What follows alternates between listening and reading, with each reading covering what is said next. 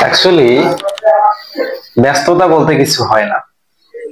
দুইটা কাজ বা দুইটা বস্তুর মধ্যে প্রথমটার থেকে দ্বিতীয়টার গুরুত্ব যখন আপনার কাছে বেশি হয়, তখনই কিন্তু ওই প্রথম বস্তুকে ইগনোর করে আপনি দ্বিতীয় বস্তুর কাছে যান বা দ্বিতীয় কাজ করতে যান। তখনই প্রথম বস্তুর মনে হয় যে কি আপনি অনেক ব্যস্ত।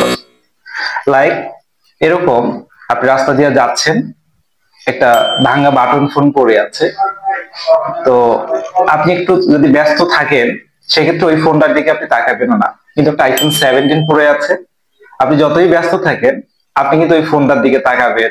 আপনি লোভী হলে ফোনটা নেবেন, বা আপনি সচেতন ব্যক্তি হলে ফোনটা তার কাছে পৌঁছে দিবেন। একই ব্যক্তি, একই সিচুয়েশন, বাট দুইটা বিষয়ের গুরুত্ব দুই রকম হওয়ার কারণে এই প্রথম বস্তুর কাছে মনে হচ্ছে কি যে আপনি অনেক ব্যস্ত, দেখার সময় নেই। বাট দ্বিতীয় বস্তুর কাছে আপনার কাছে দেখারও সময় আছে, সবকিছুই আছে। তার মানে কোন একজন ব্যক্তির কাছে আপনার গুরুত্ব কতটুকু, এটার উপর ডিপেন্ড করে আপনি তার কাছে কতটুকু ব্যস্ত।